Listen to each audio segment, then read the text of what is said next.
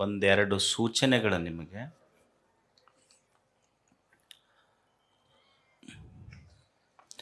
ಇದನ್ನು ವೇದಿಕೆಯಲ್ಲಿ ಹೇಳಬೇಕೋ ಹೇಳಬಾರ್ದಂತ ಭಾಳ ಅಂದ್ಕೊಂಡಿದ್ದೆ, ಆದರೆ ಹೇಳದೇ ಇದ್ದರೆ ನಡೆಯೋದಿಲ್ಲ ಅನ್ನೋದಕ್ಕೆ ಹೇಳಕತ್ತಿದ್ದೆ. ಕೆಲವು ದಿನಗಳ ಹಿಂದೆ ಗವಿಸಿದ್ದೇಶ್ವರನ ಹೆಸರನ್ನು ರೈಲ್ವೆ ಸ್ಟೇಷನ್ಗೆ ಇಡಬೇಕು ಅಂತ ಅದೇನು ನೀವೇನು ಪೋಸ್ಟ್ ಮಾಡೋದು, ಆ ಸಂಘಟನೆ ಕೂಡೋದು, ಈ ಸಂಘಟನೆ ಕೂಡೋದು. ನಾನೆಲ್ಲ ಭಕ್ತರಲ್ಲಿ ಹೇಳೋದಿಷ್ಟೇ, ಗವಿಸಿದ್ದಪ್ಪಜ್ಜನ ಮಠವನ್ನು ನಮ್ಮ ಆವರಣ ಬಿಟ್ಟು ಒಟ್ಟ ಬಯಲಿ ಕರ್ಕೊಂಡು ಹೋಗ್ಬೇಡ್ರಿ. ನಮಗಿದೆ ನಿಮ್ಮೆಲ್ಲಲ್ಲಿ ಕೇಳ್ಕೊಳ್ಳೋದು. ನಾನು ಎಷ್ಟಕ್ಕೆ ಸೀಮಿತ ಅದೇನು. ಇವತ್ತು ರೈಲ್ವೆ ಸ್ಟೇಷನಿಗೆ ಅಂತೀರಿ, ನಾಳೆ ವಿಶ್ವವಿದ್ಯಾಲಯಕ್ಕೆ ಅಂತೀರಿ, ಏರ್ಪೋರ್ಟಿಗೆ ಅಂತೀರಿ, ಏನು ಗುದ್ದಾಡ್ಕೊಂತ ಹೋಗೋದಿರ್ತೈತೆ ಅವ್ರ ಜೊತೆಗೆ. ಏಸು ಮಂದಿ ಸ್ಟ್ರೈಕ್ ಮಾಡೋರು ಅಲ್ಲೇ ಕುಂತಾರ. ನಿಮಗೊಂದ ಹೇಳ್ತೀನಿ ನಾನು, ಗವಿಸಿದ್ದಪ್ಪಜ್ಜ ನಿಮ್ಮೆಲ್ಲರ ಉಸಿರಿನಲ್ಲಿರುವಾಗ ಮತ್ತೊಂದಕ್ಕೆ ಅವನ ಹೆಸರು ಯಾಕಂತ. ಎಂದು ಇದು ಕೊನೆ, ಇನ್ಮೇಲೆ ನಾ ಯಾವ ಭಕ್ತರಿಗೆ ಈ ವಿಷಯದಲ್ಲಿ ಹೇಳೋದಿಲ್ಲ. ಎಂದೂ ಗವಿಸಿದ್ದಪ್ಪಜ್ಜನ ನಿಮ್ಮ ಭಕ್ತಿ ನನಗೆ ಗೊತ್ತೈತಿ, ಅದಕ್ಕೆ ಹೆಸರಿಡಬೇಕು, ಇದಕ್ಕೆ ಹೆಸರಿಡಬೇಕು, ಆ ಪೋಸ್ಟ್ ಮಾಡಬೇಕು, ಈ ಪೋಸ್ಟ್ ಮಾಡಬೇಕು. ನೀವು ಪೋಸ್ಟ್ ಮಾಡೋದಿಲ್ಲ, ನಮ್ಮನ್ನು ಪೋಸ್ಟ್ ಮಾರ್ಟಮ್ ಮಾಡ್ತಿರೋದ್ರಾಗಷ್ಟೆ. ಸೊ ಅದನ್ನು ಮಾಡಬೇಡ್ರಿ. ಎರಡನೇದ್ದು,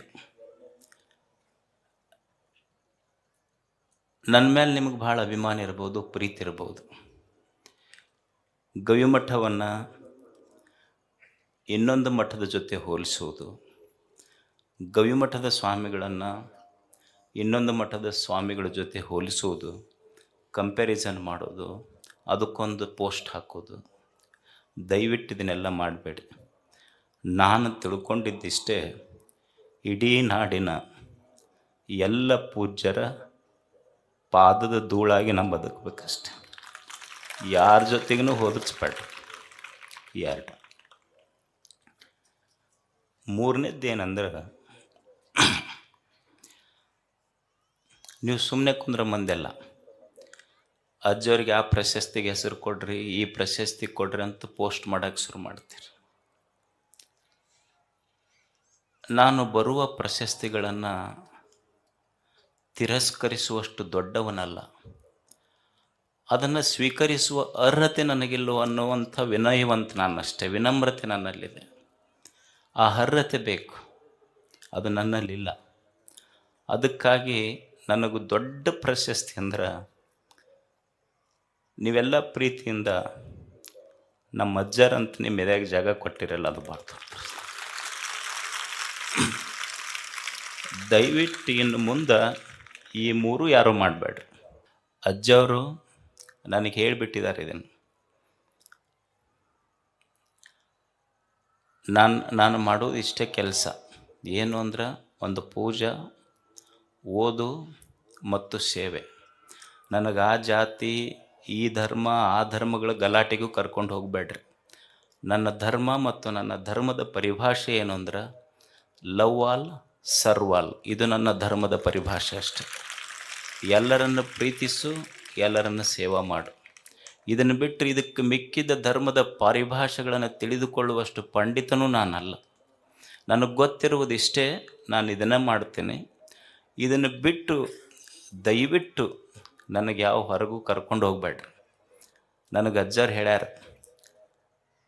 ನಾನು ಎಲ್ಲಿ ನನ್ನ ಶಿಕ್ಷಣ ಸಂಸ್ಥೆಗಳಲ್ಲಿರಲಿ, ಮಠದಲ್ಲಿರಲಿ, ಪತ್ರಿಕೆಯಲ್ಲಿರಲಿ, ನನ್ನ ಫೋಟೋ ಎಲ್ಲಿ ಹಾಕಿಲ್ಲ. ನಾನು ಮಠದಾಗಿರೋದು ಅಜ್ಜರ ಫೋಟೋ ಒಂದೇ ಗದ್ದಿಗೆ.